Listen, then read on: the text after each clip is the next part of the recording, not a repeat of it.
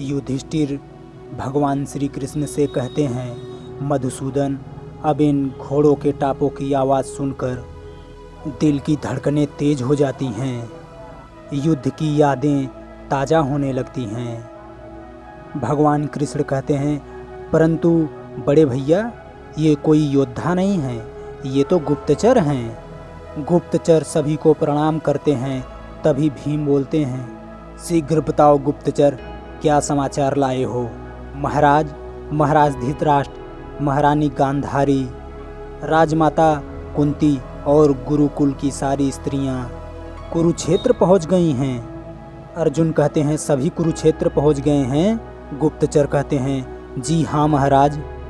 और गुप्तचर सभी को प्रणाम करके वापस चले जाते हैं। फिर द्रौपदी कहती हैं, हमने इन कौरव योद्धाओं पर विजय पा ली है, परंतु कौरव की स्त्रियों के मिलने के नाम से ही हमारे दिल दहल जाते हैं। तभी भीम कहते हैं, इसमें डरने की क्या बात है पांचाली, हमने कोई अपराध नहीं किया है, ना ही कोई अधर्म किया है। हम उनसे मिलेंगे और अपना सर ऊंचा करके मिलेंगे। भगवान कृष्ण कहते हैं, नहीं भीम भैया, हम उनसे सर ऊंचा करके नहीं, सर झुका के मिलेंगे। इस समय उनके घायल दिलों पे मरहम लगाने की आवश्यकता है, घमंड से सिर उठाकर घाव लगाने की नहीं। बड़े भैया, अब हमें कौरवों के शिविर में चलना चाहिए।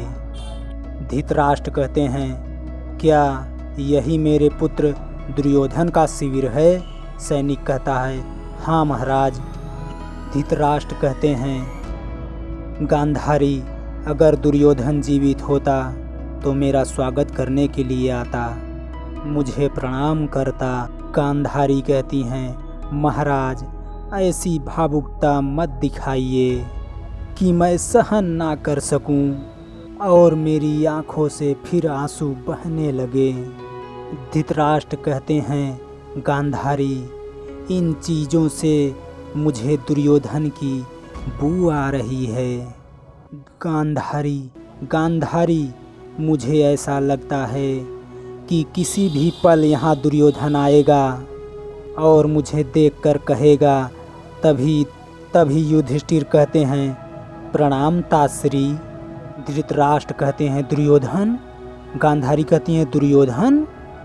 युधिष्ठिर कहते हैं, नहीं ताश्री, मैं ज्येष्ठ पांडु पुत्र युधिष्ठिर। भगवान कृष्ण कहते हैं, महाराज, आपने युधिष्ठिर को आशीर्वाद नहीं दिया। गांधारी कहती हैं, वासुदेव, तुम्हारे छत्र छाया के नीचे रहते हुए पांडवों को किसी की आशीर्वाद की आवश्यकता नहीं है। भगवान कृष्ण कहते हैं, नहीं महारानी, मेरे नहीं, पांडवों को ज्येष्ठों के आशीर्वाद ने रक्षा की है। ज्येष्ठों ने पांडवों को सदा ही आशीर्वाद दिया है, क्योंकि पांडवों ने अपने ज्येष्ठों का कभी अनादर नहीं किया।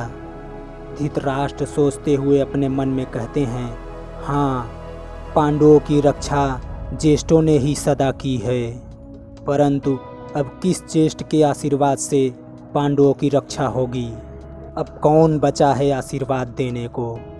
एक मेरे अतिरिक्त, परंतु क्या मैं मन से आशीर्वाद दे पाऊंगा? युधिष्ठिर आगे जाकर धृतराष्ट्र को प्रणाम करते हैं, कहते हैं, प्रणाम ताश्री। धृतराष्ट्र कहते हैं, तुम्हारा कल्याण हो युधिष्ठिर। आओ, मेरे सीने से लग जाओ, मेरे अंदर जो शोक की आग भड़की है उसे शांत कर दो। आओ वत्स, आओ। युधिष्ठिर कहते हैं, मुझे क्षमा कर दीजिए तातश्री।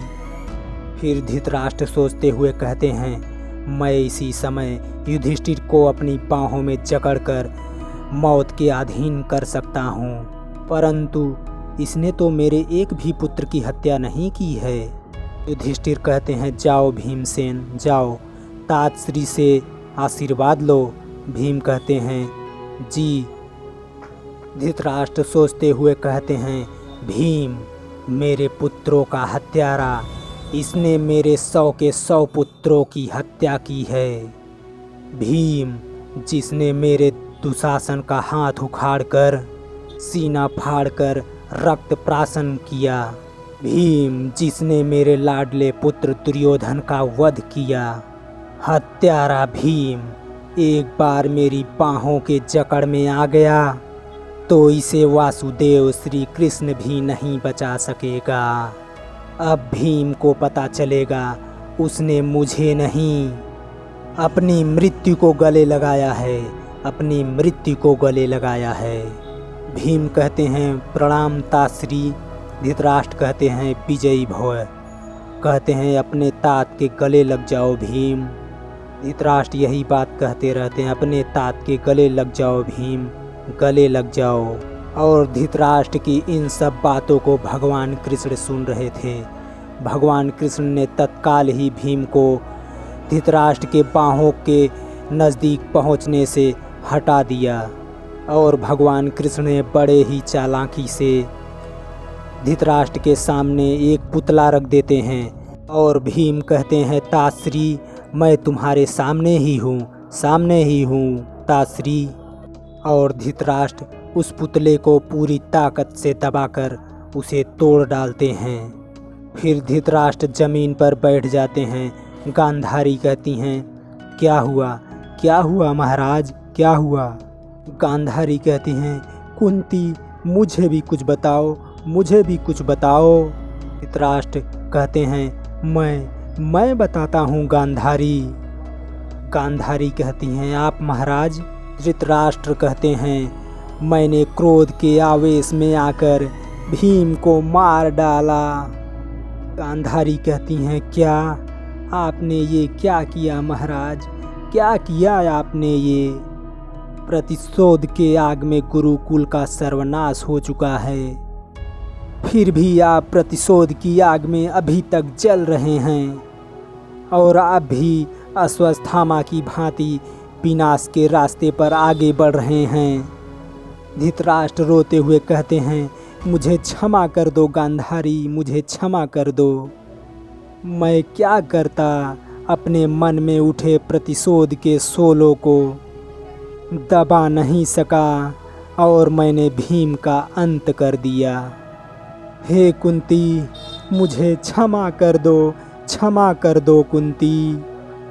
कुंती कहती हैं आपसे कोई अपराध नहीं हुआ महाराज, भीम जीवित है। धृतराष्ट्र कहते हैं हाँ भीम जीवित है। कुंती कहती हैं हाँ महाराज, कृष्ण ने उसे बचा लिया है। धृतराष्ट्र कहते हैं क्या सचमुच भीम जीवित है वासुदेव? कृष्ण कहते हैं हाँ महाराज, भीम जीवित है। धृतराष्ट्र कहते हैं फिर वो कौन था वासुदेव जिसे मैंने अपने बाहुबल से चकनाचूर कर दिया? कृष्ण कहते हैं वो तो एक निर्जीव पुतला था जिसे गदा युद्ध करते हुए सीखा जाता है। धृतराष्ट्र कहते हैं निर्जीव पुतला? भगवान श्री कृष्ण कहते हैं जी हाँ महाराज, मैंने आपके मन के विचारों में उबलते हुए विचार को भांप लिया था। भीम भैया को रोककर पुतले को आगे कर दिया था। कृष्ण कहते हैं महाराज मृत्यु के पंजों के जकड़ से, परंतु आपके बाहों का बंदी कभी नहीं छूट सकता महाराज। आपने तो भीम भैया के लोहे के पुतले को तोड़ के रख दिया। यदि उस पुतले की जगह स्वयं भीम भैया होते, उनकी क्या दशा होती इसका अनुमान भी नहीं लगाया जा सकता। धृतराष्ट्र रोते हुए कहते हैं मुझे अपने किए पे पछतावा हो रहा है वासुदेव। कृष्ण कहते हैं महाराज पछतावा तो अपने भूतकाल किए हुए कर्मों पर होता है, परंतु जो अपना भविष्य पहले से ही देख लेते हैं कि उन्हें कभी पछताना पड़े। हे ताश्री आप जीवन भर भविष्यवाणी सुनकर अनसुना कर देते थे।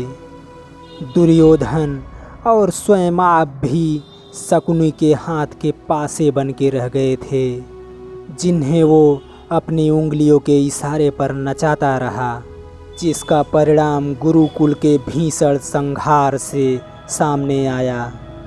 हे महाराज, जिस समाज में ज्येष्ठों के सामने कनिष्ठों से कुलवधू के अपमान का दुस्साहस किया जाए, वो समाज अपनी मृत्यु का निमंत्रण देता है, और जिसने यह अपराध किया उसने मृत्यु का दंड भोगा। इसलिए हे ताश्री, आप इस युद्ध में मरने वाले का शोक मत कीजिए, भले ही वो आपके पुत्र क्यों ना हों। उन्हें मरना ही चाहिए था, नहीं तो वो समस्त समाज को दूषित कर देते। तो भैया लोगन, अब तक के वीडियो आपके कैसन लगा? अगर ठीक ठाक लगा हो तो भैया प्लीज़ चैनल वा सब्सक्राइब कर देना भैया। Thank you. जय हिंद।